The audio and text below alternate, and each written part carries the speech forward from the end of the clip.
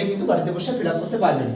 Form বাংলায় হলেও আমাকে ফর্ম ফিল আপ করতে হবে ইংলিশে বড় হাতের অক্ষরে, ইংলিশ ক্যাপিটাল লেটারে, কারণ এগুলো সমস্ত কিছু ডাটা এন্ট্রি হবে ইংলিশে। ফর্ম ফিল আপ করলে আপনার কিন্তু কোনো ভুল হওয়ার সম্ভাবনা থাকবে না।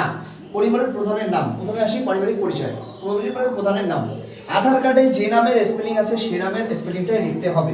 ধরুন আধার কার্ডে নাম আছে শঙ্কর বর্মন, তাহলে এইভাবে বড় হাতের N A S N Shankar, K A R Shankar, Barman B A R M A N Barman লিখে দিন। এইভাবে পুরো ফর্মটাই এইভাবে বড় হাতের অক্ষরে লিখে দিন, ঠিক আছে। এরপর শঙ্কর বর্মনের ডেট অফ বার্থ, আধার কার্ডে যে ডেট অফ বার্থ আছে সেটা দিন। শঙ্কর বর্মন পুরুষ, সেটা দিন। পরিবারের পারিবারিক প্রধানের আধার নাম্বার, এবার শঙ্কর বর্মনের আধার কার্ডের নাম্বারটি এখানে দিন। ডিজিটাল রেশন কার্ডের পারিবারিক আইডি যদি থাকে, তার মানে শঙ্কর বর্মনের ডিজিটাল রেশন কার্ডের যে নাম্বার সেটা এখানে দিন। তারপর পরিবারের সদস্য সংখ্যা, পরিবারের সদস্য সংখ্যা যদি 4 হয় সেখানে দিন। ধরে নেই পরিবারের স্বামী স্ত্রী 2 সন্তান, তাহলে আমরা এখানে পরিবারের সদস্য সংখ্যা 4 লিখলাম। এরপর আমরা চলে যাই পরবর্তীতে কি আছে দেখে নিই। পরবর্তীতে হচ্ছে ঠিকানা, ঠিকানাটি এইখানে বড় হাতে এইভাবে লিখে দিন। Village, post office, PS, district, এগুলো এইভাবে লিখে দিন। Pin number. তারপর যোগাযোগ নাম্বার, যোগাযোগ নাম্বারের বিশেষত পরিবারের প্রধানের আধার নং সংযুক্ত মোবাইল নম্বর, যেই মোবাইল নাম্বারটি পরিবারের প্রধানের আধারের সঙ্গে লিংক করা আছে সেই আধার কার্ড নাম্বারটি এখানে দিন, মোবাইল নাম্বারটি এখানে দিন। তারপর জন্ম তারিখ ইত্যাদি বিবরণ। পরিবারের প্রধানের নাম এখানে লিখুন শঙ্কর বর্মন। তারপর সদস্য নাম, ধরে নেই পরিবারের, এরপর এনার ওয়াইফের নাম দেখে দিন, ওয়াইফের নাম। এবার শঙ্কর, এখানে একটা কথা দেখে দিন, এই কোশ্চেনটা অন্নপূর্ণা যোজনার জন্য আবেদন করা হচ্ছে। হ্যাঁ হ্যাঁ, যদি হ্যাঁ হয় তাহলে দিন। এবার একটি ফ্যামিলিতে কিন্তু সবাই অন্নপূর্ণা যোজনার জন্য অ্যাপ্লিকেবল নয়, যে একজন দুজন হতে পারে মহিলারা, যদি 25-এর উপরে তাহলে হয়। এবার পুরুষ সে তো অন্নপূর্ণার জন্য অ্যাপ্লিকেবল নয়, তাহলে এখানে হ্যাঁ টিক দেব না। এরপর ওনার ওয়াইফের নাম এখানে লিখুন, জন্ম তারিখ লিখুন, আধার কার্ড অনুযায়ী লিঙ্গ দিন, মহিলা না পুরুষ, ফিমেল, মহিলা হলে ফিমেল এটা দিন। তারপর পরিবারের সঙ্গে সম্পর্ক, এই সম্পর্কে কি সম্পর্ক, স্বামী স্ত্রী, তাহলে হাজব্যান্ড, HUSBAND, হাজব্যান্ড ওয়াইফ, এটা লিখুন। তারপর এবার ইনি যেহেতু মহিলা মানুষ, ধরে নিচ্ছি ইনি অন্নপূর্ণা যোজনার জন্য অ্যাপ্লিকেবল, তাহলে কিন্তু এইখানে টিক মার্কটা দিতে হবে, ঠিক আছে। তারপর সদস্য নাম্বার 2, ধরে নিলাম এই ফ্যামিলির একজন ছেলে আছে একটা মেয়ে আছে, তাহলে এইখানে সদস্য নাম্বার 2 দিন, ছেলের নাম দিন অথবা মেয়ের নাম দিন। তারপর তার আধার নাম্বার দিন একই রকম ভাবে, আধার নাম্বার, সম্পর্ক। এবার যদি এটা ছেলে দিলাম উপরেরটা, তাহলে সম্পর্ক হবে কি পিতা পুত্র, ফাদার সন, FATHER, ফাদার সন।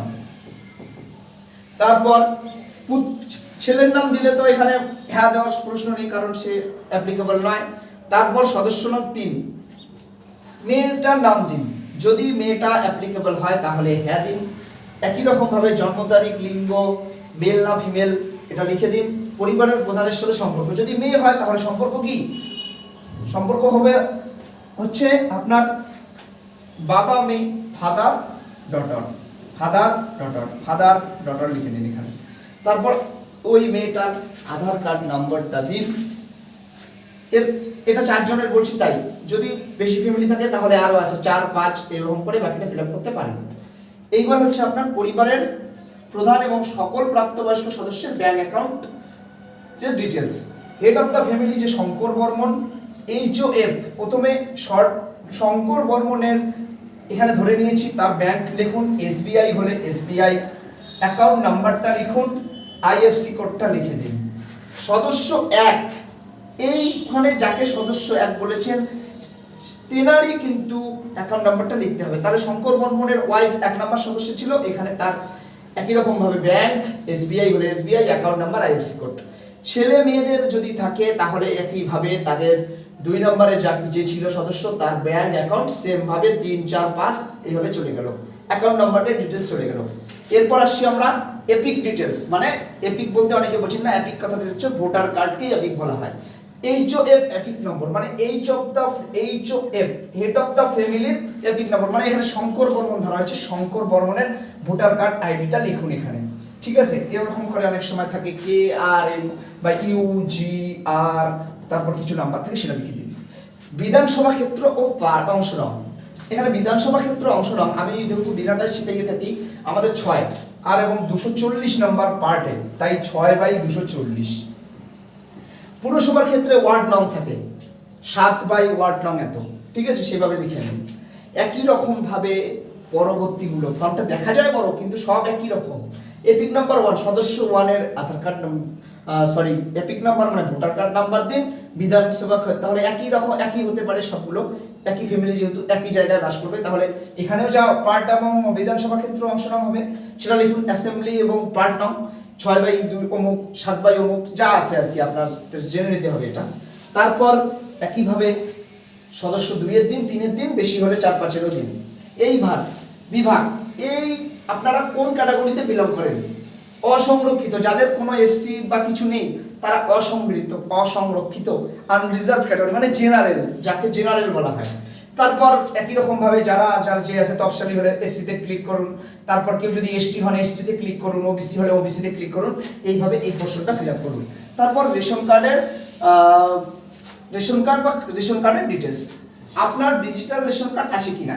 এবার দেখুন ফর্মটা খুব সহজেই ফিল আপ হয়ে যাবে, হ্যাঁ না শুধুমাত্র হ্যাঁ না। আপনার ডিজিটাল রেশন কার্ড আছে কিনা, হ্যাঁ অবশ্যই আছে। হ্যাঁ, কি রকমের ডিজিটাল রেশন কার্ড আছে? SPHS বিভিন্ন রকমের আমরা জানি, যদি SPHS হয় SPHS এ দিন, যদি RKSY হয় RKSY এ দিন, 1 2 এরকম ভ্যারাইটি আছে দিন। তারপর আপনারা চলে যান পরবর্তীতে পরিবার দোকান থেকে মাসিক রেশন তুলছে কিনা, অবশ্যই রেশন কার্ড থাকলে রেশন তুলেই, এটা হেই হয় অধিকাংশ ক্ষেত্রে। তারপর সম্পদ, এখানে দেখুন অনেকেই অনেক রকম বলে কিন্তু এটা দেখুন ভালো করে করুন। বাড়ির ধরন, আপনার বাড়িতে কি 3 বা তার বেশি পাকা ঘর রয়েছে? দেখুন 3 বা তার বেশি, 2টো পাকা ঘর হলেও কোনো ব্যাপার না, 3টা হলেও কোনো ব্যাপার না, 3টা বা তার বেশি হলে এখানে আপনি হয়তো বা অ্যাপ্লিকেবল নাও হতে পারেন, 3 এর কম হলে অ্যাপ্লিকেবল। তাহলে আপনার বাড়িতে 3টার বা বেশি পাকা ঘর রয়েছে? না, আমার বাড়িতে একটা পাকা ঘর আছে, তাহলে না, তার মানে আমি কিন্তু অ্যাপ্লিকেবল। পারিবারিক জমির মালিকানা, এবার এই ক্ষেত্রে অনেকে না দেবেন, না দিলে কিন্তু হবে না এখানে, কারণ আপনি কোনো একটা জায়গাতে তো বসবাস করছেন, আপনার বাড়ি কোনো একটা জমির উপর আছে, সেইটুকু পরিমাণও কিন্তু আপনার পারিবারিক জমির মালিকানা, তাহলে আপনাকে অবশ্যই এই জায়গাটা হ্যাঁ কিন্তু ক্লিক করতেই হবে। তারপর হ্যাঁ ক্লিক করার পর আপনাকে পরবর্তীতে যদি আমরা আসি তাহলে দেখব পারিবারিক সকল সদস্যদের মোট জমির পরিমাণ। এইখানে একটা ব্যাপার আছে, ধরেন কারো 23 শতক জমি, 33 শতকে 1 বিঘা হয়, 33 শতক, তার মানে কথাটা হচ্ছে 1 শতক, কথাটা হচ্ছে 100 কত, মানে 133, তার মানে 0.33 এরকম করে আসে। কারো জমিতে কারো দেখা গেল আপনাদের এখানে কিন্তু ডকুমেন্টস হিসাবে আপনাদের যে ওই ইয়েটা দিতে হবে, মানে জমির কি বলে খতিয়ানটা দিতে হবে, এবং খতিয়ানে দেখা গেল 12.12 লেখা আছে, তাহলে কিন্তু আপনাকে এখানে লিখতে হবে 0.12, তার মানে 0.12 মানেই কিন্তু 12 শতক, 0.12 মানে কি 12/100, তার মানে 100তে 12 শতকের হিসাব হচ্ছে। এটা কিন্তু আপনাকে আপনার যে খতিয়ান আছে সেখান থেকে কিন্তু লিখে দিতে হবে। তারপর যানবাহন, আপনার কোনো মোটর চালিত 4 চাকার গাড়ি আছে কিনা, 4 চাকার যদি গাড়ি থাকে তাহলে হ্যাঁ, যদি না থাকে নাই, যদি হ্যাঁ হয় তাহলে তার ডিটেইলস উল্লেখ করুন, গাড়ির রেজিস্ট্রেশন নাম্বার দিন। পারিবারিক সদস্যের স্বাস্থ্য বীমা, এইখানে একটা ব্যাপার, পারিবারিক সদস্যের ভেরি ভেরি ইম্পর্টেন্ট এই পার্টটা। পারিবারিক সদস্যের স্বাস্থ্য বীমা বলতে কিন্তু এখানে বোঝানো হচ্ছে অনেকে আমাদের স্বাস্থ্য সাথীর কার্ড রয়েছে, স্বাস্থ্য সাথীর কার্ড রয়েছে মানেও কিন্তু আমরা পারিবারিক স্বাস্থ্য বীমার আন্ডারে পড়ি, আমাদেরকে কিন্তু এখানে কিন্তু হ্যাঁ দিতে হবে স্বাস্থ্য সাথী কার্ড থাকলে। কারো স্বাস্থ্য সাথী কার্ড না থাকলে এমনি বিভিন্ন যে ইন্স্যুরেন্স কোম্পানিগুলো থেকে থাকে হেলথ ইন্স্যুরেন্স, তারা থাকলে সেটা দেবেন। বেশিরভাগ ক্ষেত্রে গ্রামের লোকের ক্ষেত্রে ইন্স্যুরেন্স করা নেই কিন্তু স্বাস্থ্য সাথীর কার্ড আছে, তাই আপনাকে হ্যাঁ দিতে হবে। এইবার এইখানে কি রকম টাইপ, অবশ্যই স্বাস্থ্য সাথী সরকারি, তাহলে যাদের নাম স্বাস্থ্য সাথী কার্ডে আছে আপনি সেই নামগুলোর সাথে কেবলমাত্র সরকারি ক্লিক করুন। এবং প্রিমিয়ামের বিবরণ এটা না দিলেও চলে, এটা না দিলেও চলবে, স্বাস্থ্য সাথী কার্ডে 5 লক্ষ বা যেটাই হোক না কেন এটা কিন্তু না দিলেও চলবে, আপনি তাহলে এই জায়গাটা এইভাবে ফিল আপ করুন। একই রকম ভাবে 4-5 যদি সদস্য বেশি থাকে তাহলে সেটা। এরপর হচ্ছে কোন সদস্য আয়কর বা পেশাগত কর প্রদান করেন। ফ্যামিলির কেউ কি প্যান মানে ট্যাক্স অথবা পি ট্যাক্স এই দুটো প্রদান করে কিনা? চাকরি করলে পি ট্যাক্স, প্রফেশনাল ট্যাক্স বলে একটা হয়, 200 টাকা করে কি যেন একটা কাটে। তো সেই ক্ষেত্রে আপনারা এটা পি ট্যাক্স অবশ্যই পেলে এটাকে হ্যাঁ করুন, হ্যাঁ করে তার ডিটেলসটা দিন। এবার তারপরের প্রশ্নটা হচ্ছে পরিবারের সদস্যদের প্যান কার্ড বিবরণ। আপনাদের বাড়িতে যদি সবার প্যান কার্ড থাকে, হ্যাঁ আছে উল্লেখ করে HOF মানে ফ্যামিলি, এখানে শঙ্কর বর্মন তার নাম, pan card number, family member 1 নাম, pan card number, family number 2 নাম, প্যান কার্ড নাম্বার। দেখবেন প্যান কার্ডের ওখানে ইংলিশ আর কিছু অক্ষর মিল করে প্যান কার্ড নাম্বার দেওয়া থাকে, সেই জায়গাটা লিখুন। একইভাবে ফ্যামিলি নাম্বার 3, কারো যদি বেশি থাকে 4, এইভাবে লিখে দিন। কর্মসংস্থানের ধরন। এইবার পরিবারের প্রধানের কথা বলা হয়েছে, প্রত্যেকের ক্ষেত্রে এই এটা আছে, আপনি দেখুন। পরিবারের প্রধান যদি সরকারি চাকরি করে সরকারি চাকরি দেন, পরিবারের প্রধান যদি সরকারি চাকরি না বেসরকারি ক্ষেত্রে বেতন পায় কি তাহলে সেটা দেন। সংগঠিত ক্ষেত্রে স্বনিযুক্ত উদ্যোক্তা ব্যবসায়ী মালিক যদি ব্যবসায়ী মানে স্বনির্ভর সেলফ ডিপেন্ডেন্ট সেক্ষেত্রে যদি ব্যবসা করে সেটা দেন। এইবারে যে গ্রামের বেশিরভাগ ক্ষেত্রে কৃষক বা আমাদের শিল্পী কারিগর এই সমস্ত, তাহলে এই প্রশ্নটা ঠিক করা যেতে পারে। অসংগঠিত ক্ষেত্রে স্বনিযুক্ত মানে কৃষি একটা অসংগঠিত ক্ষেত্র এবং স্বনিযুক্ত মানে আমি নিজেই যুক্ত, কৃষক অপশনটা এখানে আছে, দিয়ে টিক মারতেন কৃষকের। তারপর পরিযায়ী শ্রমিক যদি হন, বাইরে কেউ থাকে পরিযায়ী শ্রমিক দেন, বেকার হলে বেকার কোনো কিছু করেন না দেন। এবার যদি এগুলোর মধ্যে না পড়ে তাহলে অন্যান্যতে দিয়ে ক্লিক করে বলে দেন যে কি করি ডেইলি লেবার, তাহলে আমি ডেইলি লেবারে লিখে দিই, ঠিক আছে। তারপর সদস্য 1 ধরুন এখানে মহিলা, বাড়ির মহিলার কথা বলা হচ্ছে, বাড়ির মহিলা যে আছে সদস্য 1 স্ত্রী, যার হেড অফ দ্য ফ্যামিলির স্ত্রী, তাহলে অন্যান্যতে ক্লিক করে এগুলোর মধ্যে হলে তো হলো, যদি সে হাউস ওয়াইফ তাহলে অন্যান্যতে ক্লিক করে এখানে লিখে দেন হাউস ওয়াইফ, হাউস ওয়াইফ, ঠিক আছে। একইভাবে সদস্য নাম্বার 2, 3 একইভাবে ফিল আপ করুন, সেম, কিচ্ছু নেই ফর্মে। অনেকে অনেক কথা বলে কিন্তু কিচ্ছু নেই ফর্মে, কিচ্ছু নেই, সব সেম একই রকম, ইয়েস নো টিক। এবার এখানে একটা কথা আছে, এই প্রশ্নটা একটু ভালো করে খেয়াল করুন। পরিবারের শিক্ষিত প্রাপ্তবয়স্ক সদস্যের সংখ্যা। এইবার প্রাপ্তবয়স্ক বলতে কিন্তু এখানে যদি 16 বছরের উপরে হয় তাহলে প্রাপ্তবয়স্ক ধরুন, আর 16 নিচে হলে প্রাপ্তবয়স্ক ধরবেন না। বড় নিচে আরো এর জন্য আরেকটা অপশন আছে, তাহলে প্রাপ্তবয়স্ক ধরবেন না, স্টুডেন্ট কিছু ধরবেন, তার জন্য কিন্তু পরবর্তীতে আরো নিচে কলাম আছে। তাহলে ধরুন 4 জন ফ্যামিলি মেম্বারে 4 জনই 16 বছরের উপরে, ছেলে মেয়ে পড়াশোনা করে, বাবা মা পড়াশোনা জানে না, তাহলে শিক্ষিত প্রাপ্তবয়স্ক দিবেন 2, বাবা মা যেহেতু পড়াশোনা জানে না তাহলে অশিক্ষিত প্রাপ্তবয়স্ক 2। এরপরে এই অনুযায়ী আপনারা শিক্ষিত HOF, বাড়ির যদি ফ্যামিলি হেড অফ দ্য শিক্ষিত থাকে শিক্ষিত, যদি অশিক্ষিত থাকে অশিক্ষিত। যদি শিক্ষিত দেন তাহলে সর্বোচ্চ শিক্ষাগত যোগ্যতাটা এখানে লিখে দেন, মাধ্যমিক পাস, MP পাস লিখে দেন। যদি HS পাস, HS পাস লিখে দেন। এইভাবে BA পাস যাই হোক এইভাবে লিখে দেন। তারপর আমরা চলে আসছি সদস্য সংখ্যা 1, যদি বাড়ির সদস্য সংখ্যা 1 ছেলে যদি শিক্ষিত হয়, শিক্ষিত অশিক্ষিত, এইভাবে আপনারা এই পোর্শনটাও ক্লিক করে নিতে পারেন। এরপর এইবার আসে কোন সদস্য পদ, মন্ত্রী, সাংসদ, বিধায়ক ইত্যাদি পঞ্চায়েত সংস্থার বর্তমান মেম্বার ইত্যাদি আছে কিনা। মোদ্দা কথা বাড়ির কেউ পঞ্চায়েত প্রধান, পৌরপিতা বা MLA MP আছে কিনা। যদি থাকে হ্যাঁ করুন, যদি না থাকে না করুন। যদি হ্যাঁ থাকে তাহলে অবশ্যই করবে না আশা করি। তারপর কোন সদস্য সরকারি পেনশন ভোগী কিনা, কেউ চাকরি চলে গেছে সরকারি পদের জন্য, এটা বেশিরভাগ ক্ষেত্রে নাই হবে। তারপর কোন সদস্য সরকারি পেনশন ভোগী কিনা, কেউ যদি সরকারি চাকরি করেন মানে করার পর রিটায়ার করার পর পেনশন পাচ্ছেন কিনা বাড়িতে কেউ যদি এমন থাকে, তাহলে যদি থাকে হ্যাঁ করুন, না থাকলে না করুন, তার সদস্য নাম লিখে দিন, যেখানে নামটা উল্লেখ করেছেন সেই সদস্য। ধরুন 3 নম্বরের দাম আছে তাহলে লিখে দিন সদস্য নাম 3। তারপর কোন সদস্য GST এর অধীনে নিবন্ধিত আছেন কিনা।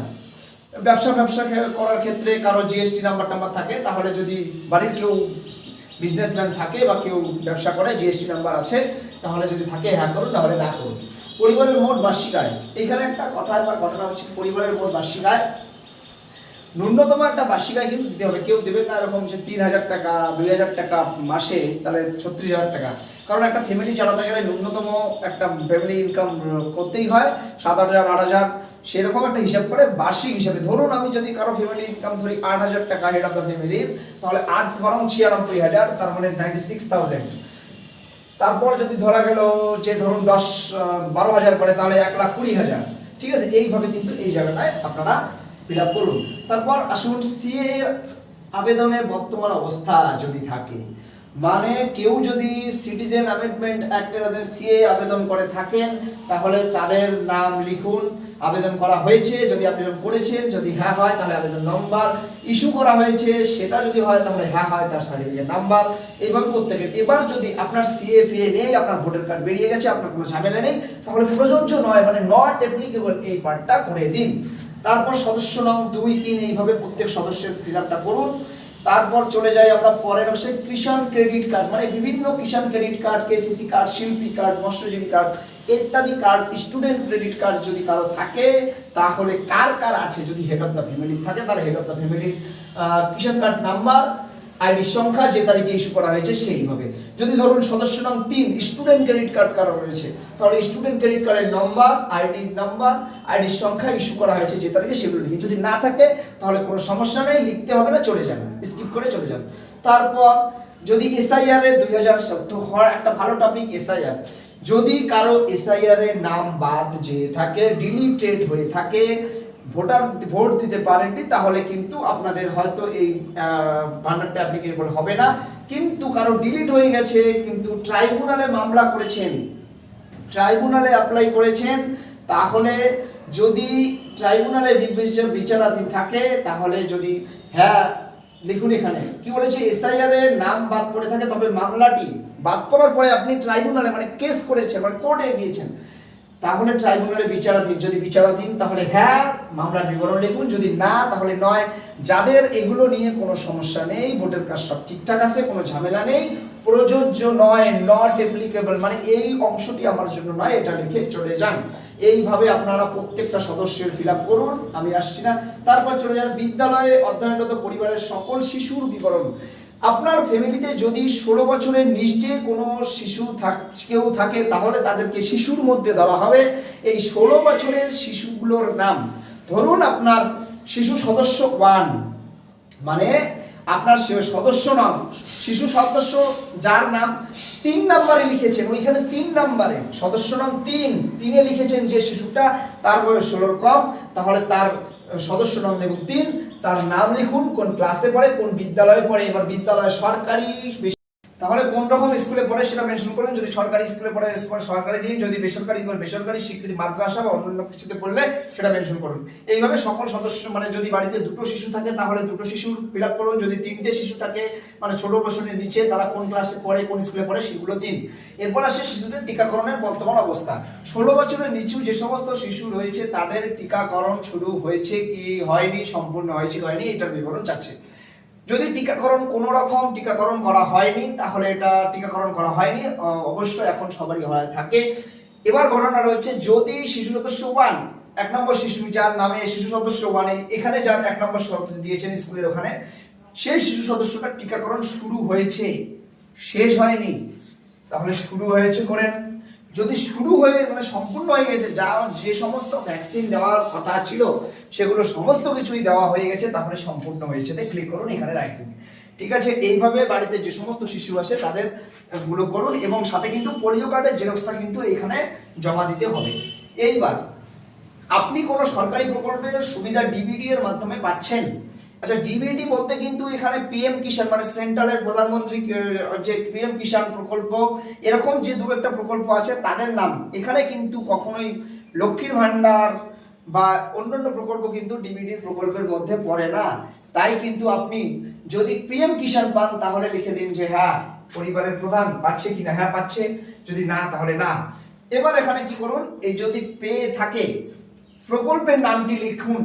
এবার ঘটনা হচ্ছে, আপনি দেখা গেল পরিবারের প্রধান মহিলা, তিনি পিএম কিষাণ পান, তার থেকে আপনার মনে হচ্ছে অন্নপূর্ণাটা বেটার, তাই তিনি সেটাকে প্রত্যাহার করতে চান, অন্নপূর্ণা নিতে চান, তাহলে কিন্তু এখানে সেটা মেনশন করে পিএম কিষাণ লিখে প্রত্যাহার করতে চান, প্রশ্ন করা হয়েছে, যদি হ্যাঁ তাহলে হ্যাঁতে রাইট দিন, আর যদি না চান তাহলে কিছু বলার দরকার নেই, ওইভাবে রেখে দিন।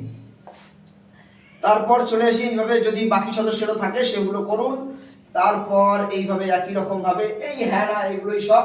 এইবার ঘোষণা সম্মতি, এবার এটা সম্পূর্ণরূপে অফিসারদের কাজ, ভেরিফিকেশন করে তা ওনারা সিদ্ধান্ত নেবেন।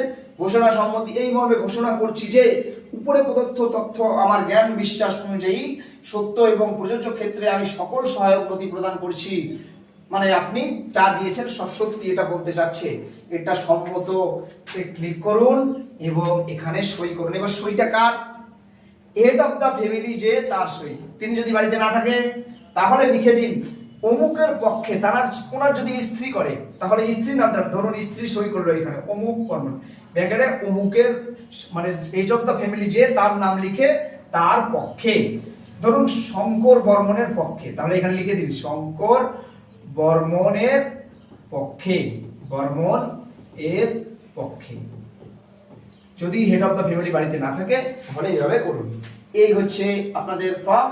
এবার বাকি কাজটা এটা সম্পূর্ণ অফিসে করা হবে, এটা অফিসিয়াল আপনাদের করার নয়, অফিসের যিনি দায়িত্বে থাকবেন তার স্বাক্ষর এবং এইভাবে সমস্ত যা কিছু লেখা হলো ভোটার কার্ড, আধার কার্ড, প্যান কার্ড, বাচ্চাদের পোলিও, আপনাদের কোয়ালিফিকেশন যদি থাকে তার লাস্ট যেটা কোয়ালিফিকেশন তার সার্টিফিকেট বা মার্কশিট, যে কোনো একটা কিছু।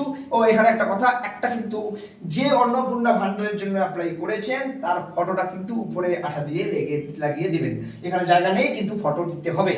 এই হচ্ছে সমস্ত কিছু ডকুমেন্টস দিয়ে আপনারা সাবমিট করুন। আশা করি সবাই বুঝতে পারছেন এবং বাড়িতে নিজেরা ফিল আপ করতে পারবেন।